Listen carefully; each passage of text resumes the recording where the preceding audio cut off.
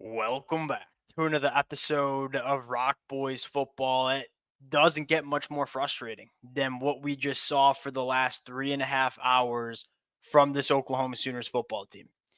I think if you were to sum up this game in 30 seconds, it would be this was a Navy coaching staff that did a really good job with some in-game adjustments. Quickly went down 14 nothing and really was just a better football team for the last three quarters of this game.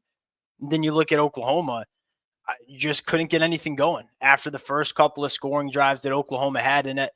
I think this kind of summarizes a lot of the Oklahoma fans' frustrations throughout the 2024 season where, yeah, we get it. The personnel on offense, it's not good enough. It dealt with a lot of injuries.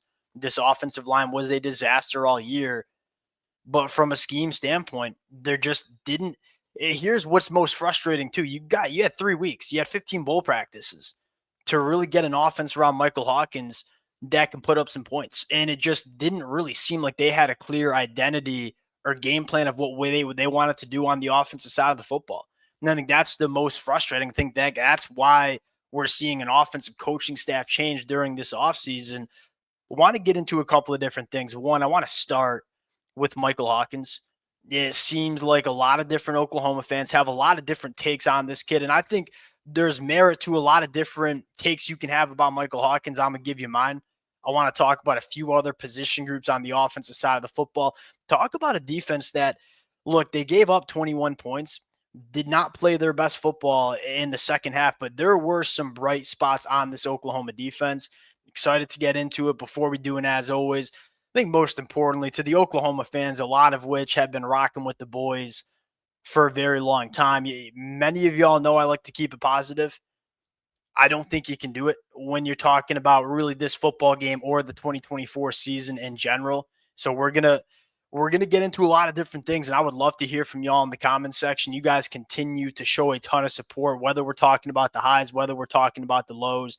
Appreciate you guys. If y'all do enjoy the content, consider subscribing to the channel. Without further ado, let's get into this one. Let's start with the main event here. I think that's quarterback Michael Hawkins. What I think you saw from Michael Hawkins in the 2024 year was a true freshman quarterback that has every physical trait you want to be a really good quarterback at some point, but clearly was not ready to play as a true freshman, did not get any support from this offensive coaching staff. But I think most importantly, just didn't really have any support around him either. I mean, this is an offensive line that struggles to run the football, is not good in pass protection. This is a wide receiver room that I did think some guys look good, but on aggregate, I mean, just they don't come up and make plays for Michael Hawkins. I think some of the things you can't teach Michael Hawkins has. And that's probably where you want to start. His ability to freelance and play a little bit of backyard football, which really every good quarterback has that trait. It's there for Michael Hawkins. He has an innate ability to get outside of the pocket, extend plays, throw off platform extremely well. There's a lot to like about Michael Hawkins. Now, does he seem at times a little bit slow to diagnose what's happening at the quarterback spot? Yes, absolutely.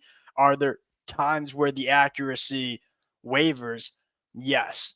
I think those are the things you can clean up. But I think what should excite Oklahoma fans and personally excites me is you're getting a real offensive coordinator coming in Ben Arbuckle, who has an extraordinary track record developing quarterbacks. You're going to give Mike Hawkins that true developmental year in 2025 behind John Mateer. John Mateer is going to be a difference maker for this Oklahoma offense in 2025. Mike Hawkins really could be that guy in 2026. Mike Hawkins didn't really have that true freshman get your feet in, get your feet wet year. I mean, he had to come in and start at times for this Oklahoma offense. And when he came in, it's just that there wasn't a good scheme around him that leaned into what he does best as a quarterback. And secondly, there just wasn't enough talent around him to have a ton of success in the SEC.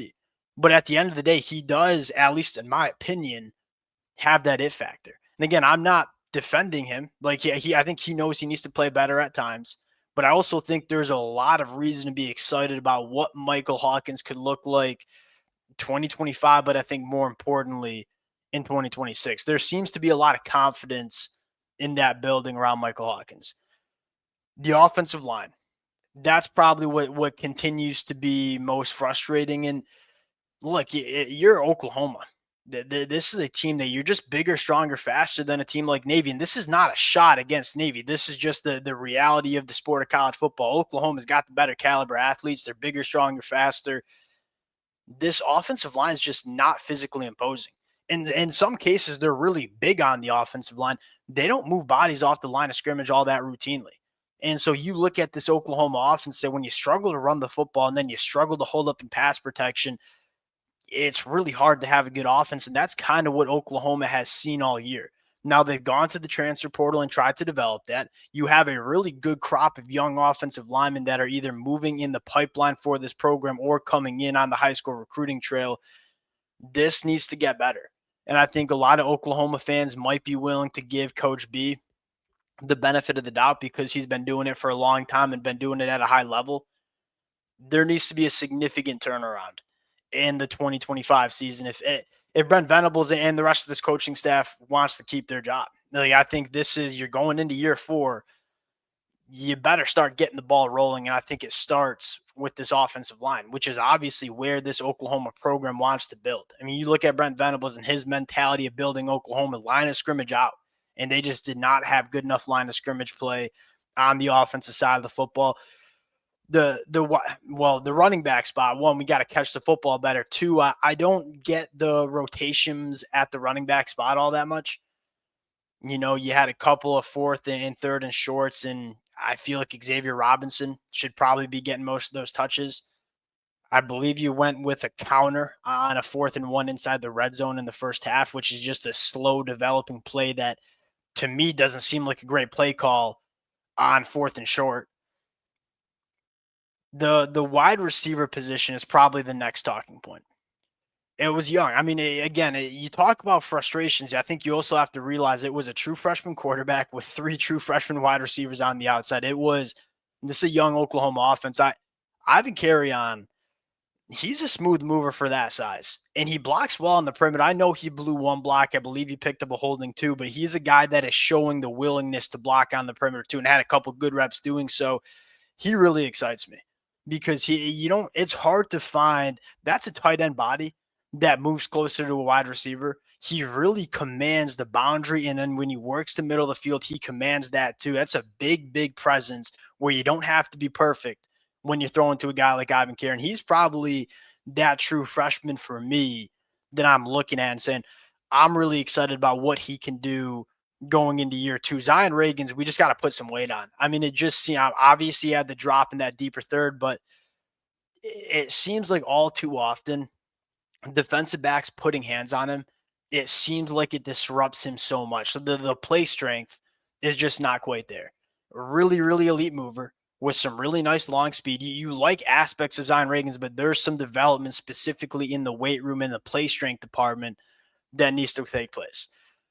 The Oklahoma defense, it starts with Jaden Jackson for the next couple of years. You're not going to, the broadcast is not going to talk about him a ton. The national media probably not going to talk about him a ton. He, to me, seems like the heartbeat of this Oklahoma defense. And it's funny because that's how we talked about him when he came out of IMG. And he was like the alpha of that IMG defense coming out of high school. And you kind of know when you're taking over that locker room at IMG, you've probably got some special leadership traits.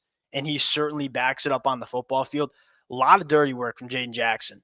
That's really good. And he disengages off blocks just about as good as any young defensive lineman can. I'm excited about what Oklahoma has on the defensive line. I'm excited about the linebacker room. Again, Jaren Kanak, I don't think saw the football field after that 94-yard touchdown run. That was on Jaren Kanak. You know, you kind of had that read option, and Jaren Kanak just gets lost. Just absolutely gets lost, and you give up the 94-yard run. He's getting past. I mean, you have guys like Kip Lewis and Kobe McKenzie, Lewis Carter that I think are just better football players than Jaren Kanak. Look, I know you lose a guy like Danny Stutzman, who has been an absolute dude for Oklahoma for years. I feel really good about the off-ball linebacker spot. And then in the secondary, it's a young secondary. They blew a couple coverages. Navy gave some different looks. The most frustrating part about this football, and me kind of sum up our conversation here, is Oklahoma, you're the better team. You're the bigger, stronger, faster team, and you got out coached and you got out schemed. And that's the biggest concern that I have for Brent Venables going forward is, yeah, I mean, you burn a couple of you essentially waste a couple timeouts early because you can't get lined up on offense. You had multiple times where you were not lining up on defense the right way. This team, after 3 weeks of bowl practice for one team, and the frustrating part about this loss is that, look, you kind of know what Navy's going to do. If you have 3 weeks to prepare for them, you probably shouldn't be looking as confused as you were. And I think it kind of speaks to the coaching staff. Just it needs to be better in the 2025 year. I think they got to hammer some transfer portal additions, specifically at the wide receiver spot. Look, you got the hardest position figured out for me. Like, you got Ben Arbuckle and John Mateer coming in, who I think that's a difference maker at the offensive coordinator spot. That's a difference maker at the quarterback spot. Got to make sure you put the pieces around John Mateer to have enough success in 2025. The offensive line and the pass catchers needs to be addressed. Those are my takes on this football game. Again, appreciate you guys rocking with it. If y'all do enjoy the content, consider subscribing to the channel, and we'll talk to y'all later. Peace.